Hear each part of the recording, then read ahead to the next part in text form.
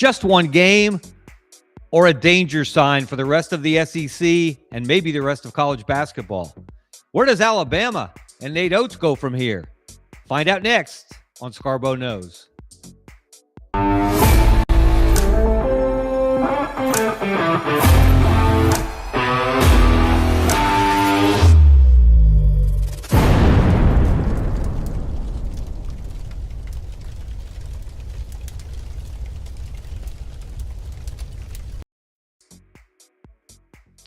That crackling sound you hear is coming from Gainesville, Florida, where the Gators just blew up the Charles Bediako experiment and incinerated Alabama 100-77 on national television in a rare Sunday afternoon game.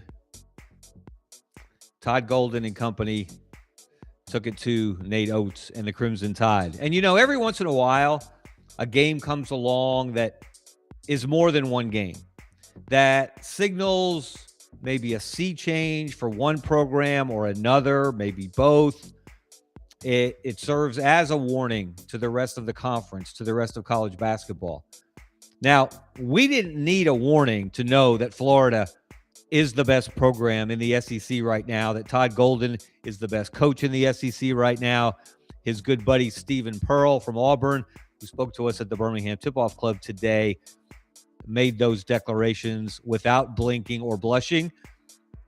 And, of course, Stephen's feeling pretty good because he went to Gainesville a week ago and took down his good buddy and the Gators. And as he mentioned today, gave them a wake-up call. And hoo boy, if Florida is going to play with that level of energy and intensity on top of the talent on that roster, everyone else, including you, Arizona, and you, Michigan, and you too, Duke, may be playing for second place, and the Gators may end up going back-to-back for the second time in program history. Not saying, just saying, it could happen. Hello, everyone. I'm Kevin Skarbinski. This is Scarbo Knows. We appreciate you tuning in on the Sidelines.live network with executive producer extraordinaire Brendan Martin. Thank all of you for watching, for listening. If you're watching later on YouTube, make sure you subscribe to the channel. It's Kevin Skarbinski Scarbo Knows. And make sure you check out our sponsor, Money Management Services. They've been helping people with their financial needs in the Birmingham area and beyond since 1992. That was the year of the first 12-team SEC basketball tournament right here in Birmingham when Dale Brown almost started a riot trying to defend, as if he needed it, Shaquille O'Neal. All right, let's get into it. And, of course, you can follow me on X at Kevin Skarbinski. And, man, did I get into it with a group of Florida fans on Saturday into Sunday into today, which is Monday, February 2nd, Groundhog Day. And by the way, the groundhog saw his shadow. You know what that means? 6 more weeks of Charles Bediako playing college basketball. Ba-dum-bum.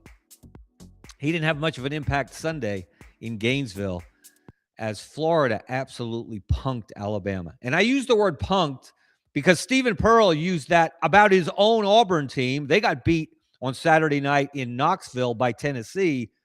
And after the game, and it wasn't nearly as bad as what Florida did to Alabama the next day. But Stephen said his team got punked. If there is a team that deserves that adjective, it's Alabama from Sunday. Some of these numbers are mind-blowing, what the Gators did to the Crimson Tide in what I still affectionately call the O-Dome. By the way, for those of you Florida fans that think I'm a Bammer, maybe a Barner, you should know that my sons and my money go to the University of Florida. I actually went to the University of Florida as a graduate student. And by the way, I saw Charles Barkley play as an undergraduate for Auburn University when I was a graduate student at UF, way back in the day. So I've got some Florida bona fides here. So believe me when I tell you that the idea of which program is the best in the SEC, if you go back 7 years when Nate Oates got to Alabama, it's been Alabama, Auburn, and Tennessee. They are neck and neck for most wins overall, most wins in the conference, but certainly since April of last year at the latest, and until further notice, the Gators are on top. And they showed it on Sunday. Look at some of these numbers from this game. And this is why I used the words, you got punked. Points in the paint. 72-26 advantage Florida. Now, we know Florida has the best front line in the country. We knew that going in. We knew that coming into the season. I believed it at SEC Media Days way back in October here in Birmingham. I picked Thomas Houck as my preseason SEC Player of the Year. There you see him pictured, number 10. And I picked Florida to win the league outright in the regular season, which they didn't do last year. They won the tournament before they went on and won the national championship. 72 points in the paint. And the good folks at ESPN Research determined that that is the highest total of paint points in the last 20 years by one SEC team against a major conference opponent. 72. Alabama had 26, despite having a former G League player in the lineup in Charles Bediako. Look at the assists to turnovers. 24-2 by Florida. That's insanity. That doesn't happen, folks. Circle that, stamp it, put it away in your memory bank. You may never see that again. Alabama had 16 assists, and until yesterday, Alabama had one of the best teams in the country in terms of not turning the ball over. They turned it over 18 times. And points off of turnovers, Florida had 25. Alabama had 0. A big, fat donut. 25-0 in points off the paint, which is, points off turnovers. So you take the paint points plus the turnover points, and that's why Alabama's advantage in three-point points. Alabama made 14 for threes, so they scored 42 from the three-point line. Florida made 3, giving them 9. So Alabama had a plus 33 advantage from the arc and lost by 23 points. That's how dominant Florida's front line is and was for 40 minutes on Sunday. And if you don't think that those guys weren't motivated, knowing that a former pro who played professional basketball as recently as a couple of weeks ago in the G League here in Birmingham for the Motor City somethings, then you weren't paying attention. They played at another level of effort and energy, getting on the floor, boxing out on the boards, diving for loose balls, just manhandling Alabama. And Alabama didn't handle it at all. That's why I say they punked them. I don't think you can disagree with that. You don't have to be a Barner or a Gator or an anti-Alabama person to acknowledge that Florida completely manhandled them. And it was as impressive a performance as I've seen all season long. And that includes all the great things that Michigan has done. Watched them beat Michigan State the other night with Yaxel Lindeborg, who was developed by Andy Kennedy at UAB. And now he's got a shot to be the Big Ten Player of the Year, first-team All-American, and maybe win a national championship, unless he has to run into Florida in the NCAA tournament. And I've seen Arizona do great things. I saw them play Alabama here in Birmingham in December and completely dominated and pulled away after a close game in the first half. The Wildcats ran away from Alabama in the second half. And that wasn't as impressive as what Florida did to Alabama yesterday. And, of course, it all comes down to the front line for the Gators. The bigs have to come up big. And, boy, did they yesterday.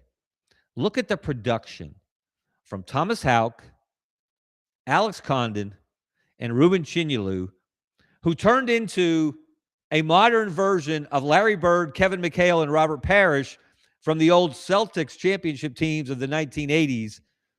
Now, they're not on that level, but they played like it on Sunday. Look at the numbers for those three. They combined Houck, Condon, and Chinyelu for 61 points and 29 rebounds. Think about that.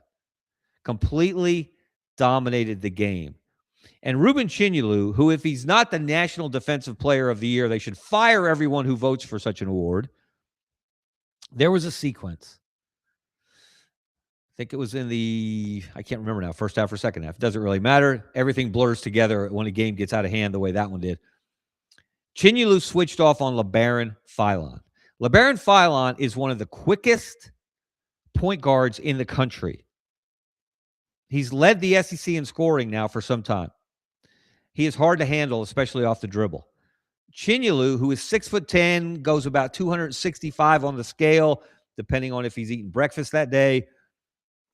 He switched off on Philon, and Philon could not break him down off the dribble. Could not get past him. Chinyelu forced him to give the ball up to another Alabama guard, Latrell Wrightsell, and Chinyelu got switched off on Wrightsell. Wrightsell tried to break Chinyelu down and could not do it. And I think it ended up being a shot clock violation. Chinyelu shut down two Alabama guards in the open floor by himself on a single possession. That is elite defensive basketball. And that kind of effort by everyone on that Florida roster. What did Boogie Fland have? 8 steals to tie the Florida school record. Just an unbelievably complete and utter domination of one good team by a great team. And that's what the Gators are. And that's why I fully believe you'll see them back in the Final Four one more time for the second straight year. And, of course, that leads to a bigger question. As I said, sometimes one game is one game, right? And you have a bad day at the office, and your shots aren't falling, or your biorhythms are down. You don't have the same energy level. You're playing on the road. The crowd is rabid. And look, I gotta say this to the Rowdy Reptiles. Yeah, the G League dropout chant was cute. You guys go to the University of Florida. You're like the Duke of the SEC as an academic institution. You got to be better than that. You got to be more clever than that. You got to come up with something more creative. And I guarantee you, the students in the jungle at Auburn this Saturday, when Alabama heads down there for the first IBOB, that's the Iron Bowl of basketball for the uninitiated of 2026. I guarantee you they'll have a few things to say if Charles Bediako is in the lineup for Alabama. And we'll tell you why he might or might not be a little bit later in the show. The jungle inhabitants, they will bring it at a level probably beyond what the Rowdy Reptiles did. And the Rowdy Reptiles were great. The crowd was great. And again, G League dropout, cute. We've seen better. What we need to see is something along the lines of what Duke came up with. I don't know if you guys remember. This was years and years ago. There was a player for North Carolina named Steve Hale. And Steve Hale, either in the offseason or early that season, had suffered a punctured lung. Pretty serious injury. Well, he had recovered enough to play when Carolina and Duke played in Cameron Indoor. And the Cameron Crazies, every time Steve Hale caught the ball with his repaired punctured lung, half of them chanted, "Inhale," and the other half chanted, "Exhale." Inhale, exhale. That is peak student wackiness at a basketball game. So do better, Reptiles. And Auburn's going to show you how to do it on Saturday, I fully believe. But like I said, sometimes things go wrong in a basketball game. You're playing 18 games in the SEC, another 13 or so in the non-conference. You're not going to be at your peak every game. You're going to have bad games. And if you have a bad game when you run up against a great team, as Alabama did yesterday, you're going to lose 100-77. So the question becomes, okay, there are some larger issues here, though. Was that just one game? Or was it a sign that Nate Oates' time as maybe the best coach in the conference is over and done? The record between Todd Golden at Florida and Nate Oates at Alabama has swung wildly and decisively in Golden's favor. Brendan, do we have that? Do we have the record of Todd Golden versus Nate Oates? They've now met 7 times. Golden and Florida have won the last 5. And in 4 of those games, the Gators won by double figures. Two of those games yesterday, we'll start with that one, 100-77. That 23-point margin is the second worst loss that Nate Oates has suffered in his 6.5 seasons at Alabama. It's only 1 point off the lowest of lows for Oates. Alabama lost to Oklahoma by 24 back in 2023. So Golden now has given Oates 2 of his 4 worst losses at Alabama. Throw in the 104-82 loss last year in the SEC tournament semifinals in Nashville. That was a 22-point margin. So now, again, in the last 2 times that they have met, Golden has handed Oates 2 of his 4 worst losses at Alabama. Not good for Nate Oates. And this has started a lot of conversation among Alabama fans about Nate Oates' style of play. Of course, we know it's been wildly successful. Nobody else has more SEC championships in the conference than Oates since he got to Tuscaloosa. He's got 4, 2 in the tournament, 2 in the regular season. Golden has won tournament championship last year, but Golden has the big ring, of course, and that does trump everything else. I understand that, Florida fans. So back down, back off on Twitter. I understand a national championship is worth multiple SEC championships. I understand that at this moment, and as I said, going back to last April 7th, when Florida staged that unbelievable comeback in the national championship game to beat Houston, I understand that he's been the best coach in the league and Florida's been the best program in the league. But this is concerning if you're Alabama. Because in the last 2 weeks, on consecutive weekends, Oates and company lost their 5th straight game to Rick Barnes in Tennessee and their 5th straight game to Golden in Florida. That should not happen for a program of Alabama's caliber. Now, Oates is the one that lifted that program to that level. Oates is the one that, as we said, has won 4 SEC championships. He's been to back-to-back Elite Eights. He took Alabama to its first Final Four 2 years ago. Got back to the Elite Eight last year. Alabama had never gone to 2 straight Elite Eights. So now there are some questions. Is that style of play, shoot a lot of threes, push the pedal to the metal, win with guards, win with long-distance shooting, is that good enough to win a national championship? Because that's the ultimate goal, right? That's what everyone's playing for at this level anyway. You can have a very good season without winning a national championship.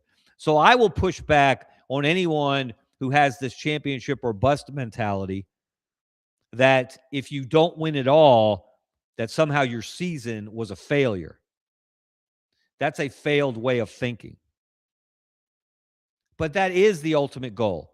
And Alabama is probably, well, not probably, definitely on the short list of the best programs in college basketball over time that has not won the big ring. Go back and look at what they did under the Rocket 8 in the 50s. Go back and examine C.M. Newton's record at Alabama when they gave Indiana its toughest test on the road to that last undefeated national championship in 1976. Go look at what Wimp Sanderson accomplished in Tuscaloosa.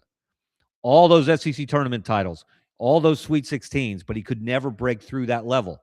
Mark Gottfried did good things at Alabama, went to 5 straight NCAA tournaments, got them to their first Elite Eight in 2004. But they haven't been able to break through the way Florida has been able to break through, first under Billy Donovan, going back in 06 and 07, and now with Golden last year, and looking really, really strong in terms of potentially going back-to-back. So the big question in Tuscaloosa is what now? What now, Alabama? Was this just one game? I'm going to give you some hope because I'm not here to be all doom and gloom. I'm not here to rain on your parade. I'm here to be honest and shoot you straight, but I'm also here to give you some reason to believe that you shouldn't pack it in on this season on February 2nd. Because in each of the last 3 seasons, Alabama has lost at least one game in late January, early February, late February, early March by 20 points or more. And yet, they didn't let any of those lopsided losses derail them from accomplishing great things.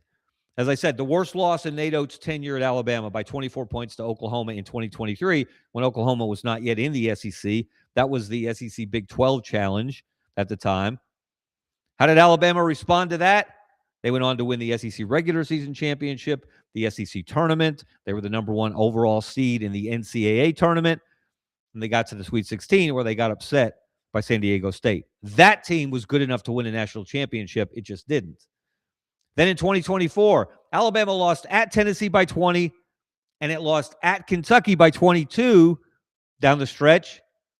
And all that team did was rebound to reach the Final Four for the first time in Alabama school history. Pretty good rebound, huh? And then even last year, you'll remember what happened in Nashville when Todd Golden and company put it on Nate Oates in Alabama again, 104-82 in the tournament semifinals. Florida, of course, went on to win the SEC championship and the national championship. But Alabama didn't roll over. They rolled on and got to the Elite Eight. As I said, for the first time in school history, they went to back-to-back Elite Eights. So Florida 100, Alabama 77 sounds bad because it is bad. It looks bad because it is bad. And it looks worse because you had a professional player on your roster, in your lineup, on the front line that got dominated by Florida's front court. So yes, it looks really bad. But it's not a death sentence. It's not the end of Alabama's season. It doesn't mean that Alabama won't go on to achieve some special things. The real question, though, is where Alabama goes from here. How do they respond to this? And there is an elephant in the room that we cannot ignore. And his name is Charles Bediako. And this is my bottom line on the whole subject. This is a column I wrote for the Birmingham News today. You can find it on al.com. And that's the headline. 3 games, 2 losses, 1 question. Is Alabama's Bediako experiment worth it? That's their record now. Charles Bediako, since jumping back into college basketball, thanks to a temporary restraining order from a Tuscaloosa judge, he's played 3 games for Alabama. Alabama's lost 2 of them. Now, they've lost to 2 of the better teams in the conference, 2 of the better programs in the conference, 2 of the better programs in the country in Tennessee and Florida. And then in between, they ran Missouri off the court in Coleman Coliseum. But at some point, and now is not really the time, but at some point when this season ends, and it's going to end in the NCAA tournament for Alabama, it's either going to end with them making a Cinderella run to the first national championship in school history, or it's going to end somewhere short of that. But after it is all said and done, and they put the balls away, and they hang up the sneakers, everybody connected with that program, Nate Oates, Greg Byrne, the athletic director, Peter Moeller, the university president, the players, the boosters, the fans, they're going to have to look in the mirror. And they're going to have to ask themselves this question: was it worth it? Was it worth it to play a player in clear violation of an NCAA rule? Because that's the thing that separates Bediako from James Najee and other G League players that are now playing in college basketball, or other European pros that are playing in college basketball, like Filip Jovic at Auburn. Bediako played college basketball for 2 years for Alabama, put his name in the draft, stayed in the draft beyond the deadline to pull out of the draft, at which point, according to NCAA rule, you are now foregoing your remaining college eligibility. So that's a rule. Bediako's breaking it. That's why he had to sue the NCAA to be able to play this second semester, his last semester as a college basketball player. That's why on Friday, there's going to be a preliminary hearing in front of a new judge, the original judge, who, thanks to really good reporting by AL.com, my friends there, and they discovered that the original judge who issued the temporary restraining order that allowed Bediako to play had, over a long period of time, donated to Alabama athletics somewhere between $100K and $249,999. Now, some people say that's because he and his wife had season tickets for a long time to Alabama football games. He wasn't giving money directly to Alabama basketball. Still, it's an appearance of a conflict of interest, and he rightly recused himself after that news came to light. So now there's a new judge in charge of the case. He scheduled a hearing for Friday. Bediako's asking for a preliminary injunction. If he is granted the injunction, he will probably be able to play the rest of the year because they will not get this case into a courtroom, Charles Bediako v. NCAA, until after the season's over. So this is a really important week for Alabama. First of all, they've got to, well, they probably should burn the game tape from Sunday. I don't know what you would gain from watching that again. They need to move on. They need to turn the page. They need to get ready for a completely different style of play. And the team that is currently in first place in the SEC, Florida's in second place. The team that's currently in first place is Texas A&M. And it will be a homecoming for Bucky McMillan, who was born and raised in Alabama, played high school basketball at Mountain Brook, played college basketball at Birmingham Southern, started coaching AAU teams in the summer while he was still playing college basketball. He knew from a young age he was going to be a coach. And then he won 5 state championships at Mountain Brook. Then he went to Samford University. Martin Newton, the AD there, recognized that his style, his personality would translate to the next level. All he did at Samford was win 3 SoCon championships, which they'd never done before. Got them to the Final Four for the first time in a quarter century. I'm sorry, not to the Final Four, to the NCAA tournament for the first time in a quarter century. And except for a bad call, would have beaten Kansas in the first round. And now look what he's doing in College Station. Got the last open power conference job.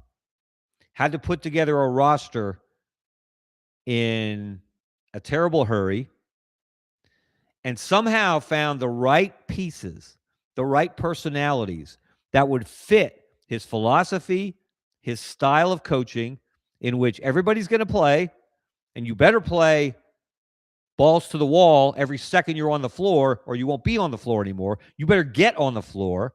You better dive for loose balls. You better have your tongue hanging out when it's time for you to get subbed out. And if you're open, shoot the ball. Not in the mid-range, from 3 or at the rim, or get to the line. And that has translated very well to the SEC because now here's A&M at 7-1, leading the SEC almost halfway through the conference season. And so Alabama's got to welcome the Aggies to Coleman Coliseum. And by the way, something to think about for the future. I don't know when this day is going to come, but it comes for every coach.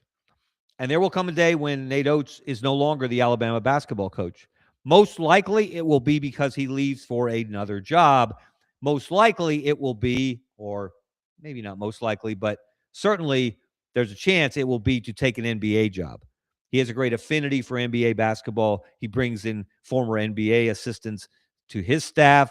When one after another of his assistants get head coaching jobs, it's another sign of a really good head coach, that people want to hire your assistants because you've had a lot of success, as he's had in Tuscaloosa. So when the day comes, whatever pulls him away from Tuscaloosa, and there is an opening, that opening is going to tug on the heartstrings of Bucky McMillan. He's an Alabama fan from a very young age. And it's going to be very special for him to take a team into Coleman Coliseum on Wednesday. That team will be ready to play. That team will play with great effort and intensity. And Alabama better match it far better than it did in Gainesville against Florida on Sunday, or they're going to take another L. And then, before you even get to Auburn for the first IBOB of 2026 on Saturday, Charles Bediako, his case has to go into a Tuscaloosa County courtroom on Friday. And there's no guarantee. You would have to think that the judge probably will grant him an injunction that will allow him to continue playing. And like I said, if he's granted the injunction, he's probably going to play the rest of the year. What would that do to the roster, to the mindset of that program, if his injunction is not granted and his college basketball days end right then and there? Does that judge have the stones to make that kind of decision if his legal mind tells him that it's the right decision? We would hope he would do the right thing by the law and by the parties to the lawsuit, and not be influenced by where he practices law or where he sits on the bench. Based on his history, and we're not going to go into it, he is certainly willing to do that. So Alabama has 3 very important contests this week, and it needs to go 3-0. It needs to beat Texas A&M on Wednesday. It needs to win that injunction on Friday, and then it needs to beat Auburn in the jungle on Saturday. And none of those will be easy. And if they don't win all 3, say they win the injunction but lose both games, say they win the injunction but split the games, there are going to be even more questions about this Alabama basketball team and this Alabama basketball season, and whether this support that they've given to Charles Bediako. Remember, this was Charles Bediako's idea in the first place. Once James Najee got eligible at Baylor, he and his team decided that there was so much inconsistency in the NCAA's enforcement of its eligibility standards that it was worth a shot to try to get Charles one last semester of college basketball. And so far, it's worked in terms of getting him on the court. But so far, it hasn't been so good in terms of Alabama's bottom line. As I said, they're 1-2 with Bediako in the lineup. Good. He's been a contributor. He didn't do much on, what did he have? 6.7 rebounds, fouled out, and was no match for the 3-headed monster of Florida inside with Houck, Condon, and Chinyelu. I love Ruben Chinyelu as a player. So at some point, as I said, down the line, when the season's over, everybody connected to Alabama is going to have to ask themselves, was this worth it? You believe in Charles Bediako as a person, as a player, as a student. You believe you're helping him get his degree, which, by the way, he could do without playing college basketball. He can always go back and take classes. But they believe they're doing the right thing by Charles Bediako. Is this the right thing for Alabama basketball? And that's where the scoreboard, to a large degree, will provide the answer. And that answer on Sunday was triple ugly. All right, that's going to do it for me for today. I'm Kevin Skarbinski. This is Scarbo Knows. Thank you for watching on the Sidelines.live network. Thank you for tuning in. If you're checking us out on YouTube, please subscribe to the channel. Don't cost nothing, as Bluto likes to say in Animal House. And make sure you also check out our sponsor, Money Management Services. They've been helping Alabamians and people beyond with their financial needs since 1992. They're good friends of mine. They'll take great care of you. Let's hear from them next. Until next time, I'm Kevin Skarbinski. See you. Since 1992, Money Management Services in Birmingham has provided individuals and business owners with trusted, fee-only financial advice. We're more than advisors, we're your financial family. From retirement planning to tax strategies and estate planning, our team builds personalized wealth management plans tailored to your life. At Money Management Services, we treat you like family, because when you walk through our doors, you become part of ours.